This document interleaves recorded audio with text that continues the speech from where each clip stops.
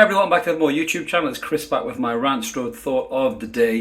And it's all about Steady Eddie and his curfew for the players. Yes, following the Jamal Lascelles incident, Eddie Howe was asked about it in the press conference. He was quite clear that he didn't think the city centre was a place for the players to be kind of socialising. Obviously we saw what happened with Jamal Lascelles getting into a bit of a ruckus. With a few wrong-uns, it's got to be safe to say, and he was obviously acting in self-defence of his brother. The club will come out and supported him. Whichever way you sit on this fence, whether you think it was right or wrong for Lascelles to do what he did, isn't the point of this video. The point of this video is, it's quite sad, really, isn't it? And it's a sad indictment of modern-day society that these footballers can't just, on a night off or whatever, just go have a few beers with their brother or their mate or their missus or whatever and just unwind and enjoy the city, enjoy the sights, without a couple of absolute fucking ball bags coming and trying it on with them and trying to start a fight with them or threaten them or whatever it is. It's disgusting. Newcastle is a beautiful city full of unbelievably warm, friendly people. Obviously, I've grown up here. But anyone I know that comes here and visits here, people who come to uni here, they often settle here because they say how bright and warm and generous and kind the people of the city is, and this is really upsetting. I think that that these fucking arseholes are maybe causing the players to withdraw a little bit from the supporters. You don't want to get into a situation where players are winding their window up and driving away from fans wanting autographs, or or kind of having security walking around with them. We've seen this bodyguard following fucking Lionel Messi everywhere. When he goes for a piss, I think he holds it. It's that bad, and you don't want to lose that connection from footballers to fans, and it's something that makes football clubs great, and it's something that makes Newcastle great as well. You listen to the likes of Ginola and Shearer and Rob Lee, Les Ferdinand, all these people talk about the time at Newcastle and how brilliant the supporters were with the players and how they talk to them when they see them and all that stuff, and the football mad. I remember being a younger man when Bobby was here, and I used to work in a nightclub. And we always had the Monday night off, and the players must have had the Tuesday morning off. And without fail, you would see all the players out in Newcastle. Nobody started a fight with them. Nobody caused any problems with them. They just, they went and said hello, told them they loved them, or like, well played at the weekend or whatever. And I remember there was a bar called Chase in the Quayside, a throwback there, if anyone remembers that one.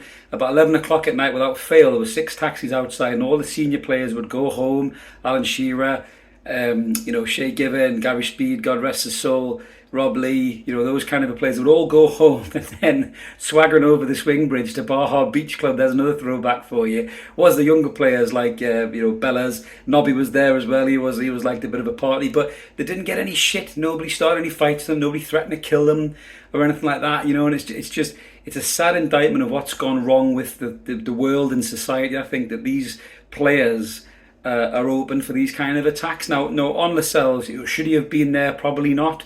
Is he an experienced enough guy to not put himself in that situation? He probably is, but maybe in that short moment, he thought, listen, this is Newcastle, the people are great, they love me here, I'm one of the players, I've been their captain for years, I'm not going to get any bother.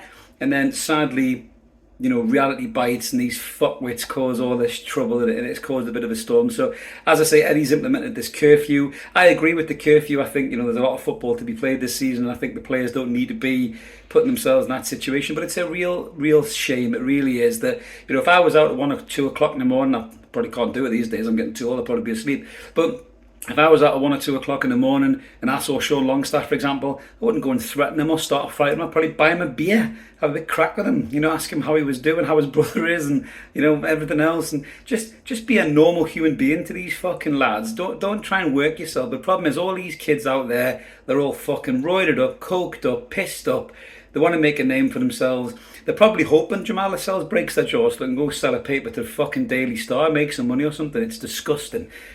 Treat these guys like normal people. Yes, they're footballing gods and we love them and we adore them, but don't go and give them any shit in public. Even if they've had a bad game, don't go and give them shit and bend their ear. Just talk to them on the level. We don't want players to start looking at Newcastle United and worrying about their own safety. We've seen this shit in London for years. People getting held up at knife point and stealing their watches, people burgling their houses. We've seen that as well. It's disgusting.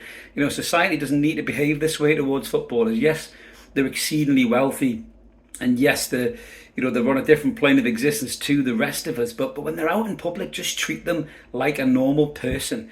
So it's real sad that Eddie's had to do this, but I do agree with it. I think it's another testament to Eddie's brilliant management. I think he's made it clear that he obviously wasn't happy, with one of his players being put in that situation.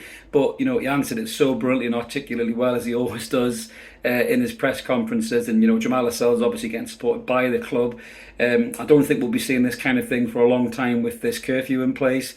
But yeah, I just think it's a bit of a shame, that the players have almost become a bit further detached from the great people of Newcastle that support them. But that's just my thoughts now. I want to jump on and give a quick one. If you like this kind of thing, subscribe, guys. Come and join us. We're over 5,000 subscribers. Like the video, help the channel grow. I'll be back soon, hopefully, with 3 more points in the bag from the Amex Stadium. See you later, everybody. Cheers. Bye.